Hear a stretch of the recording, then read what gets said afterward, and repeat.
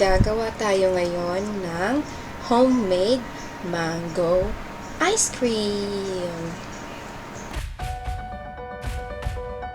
So, we need mangoes cut into cubes, our condensed milk, any brand would do, at ang ating all-purpose cream. Gagawa muna tayo ng mango puree.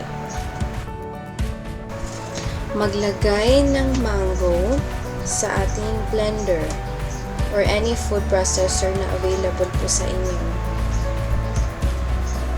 Siguro mga 5 tablespoon. Tapos, i-mix nyo lang po ng kaunting water para mag-blend po siya ng mabuti. Mag-iwan po tayo ng mangga kasi gagamitin po natin yan later. Konting tubig lang po enough na mamix siya ng maayos.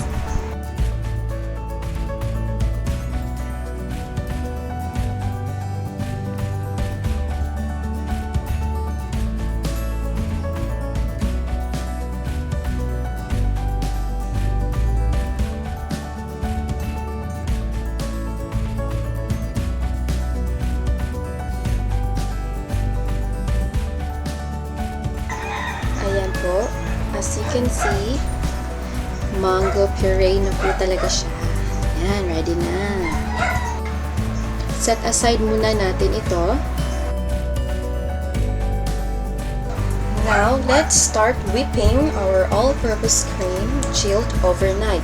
Again po, kung hindi niyo po siya na-chill ng overnight, pwede niyo rin po siyang ilagay sa freezer, mga 1 to 2 hours po bago niyo i-mix.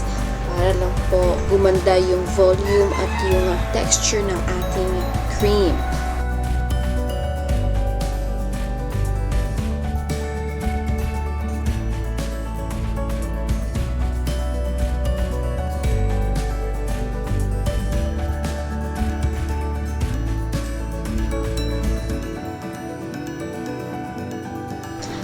Ngayon, ilagay na po natin ang ating condensed milk.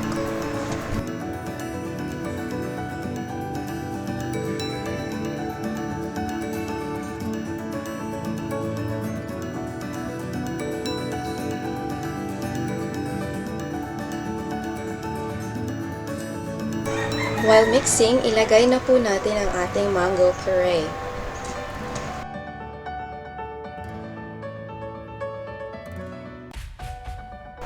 I added mango flavor po just to enhance the flavor, pero optional lang po ito. Kung marami po kayong available na mangga, no need nyo na pong maglagay ng mango flavoring. Kasi po, sasarap at sasarap na po yung ice cream nyo. Sa akin po kasi, konti lang yung mangga ko, 3 pieces lang, kaya dinagdagan ko ng mango flavoring po.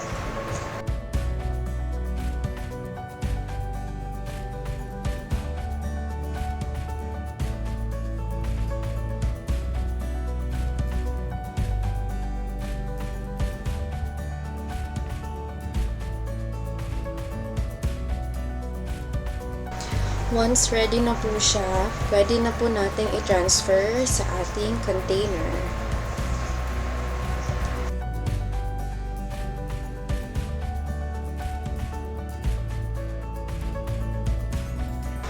Yung natitirang mango cubes po natin, dito po natin gagamitin. Maglagay po tayo ng kaunti. Ayan, spread po natin siya. Dahan-dahan lang po kasi malulusaw po kaagad siya.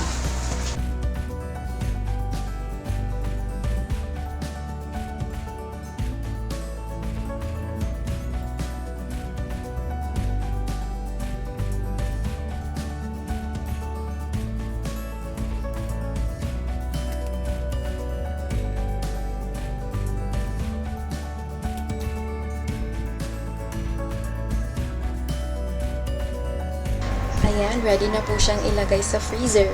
Ayan, excited na ako.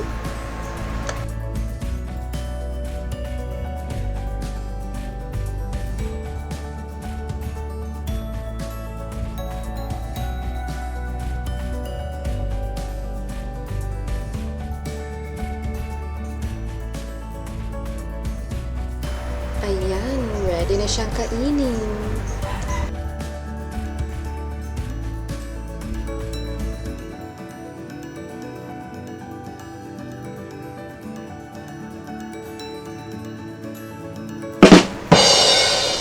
At siyang ikinagulat ko, may kumain na pala.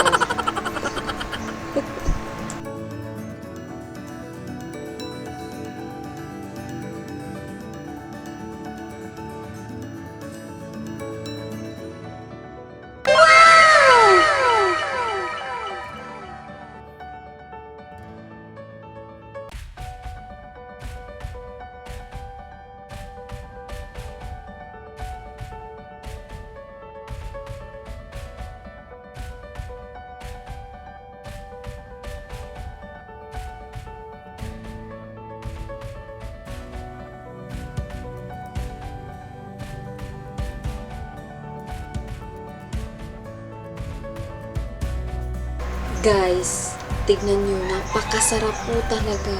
Tingin pa lang, nakakatakam na. Ang ganda-ganda niya. Tapos na po. Please don't forget to like and subscribe if nagustuhan niyo po ang recipe na ito. Bye!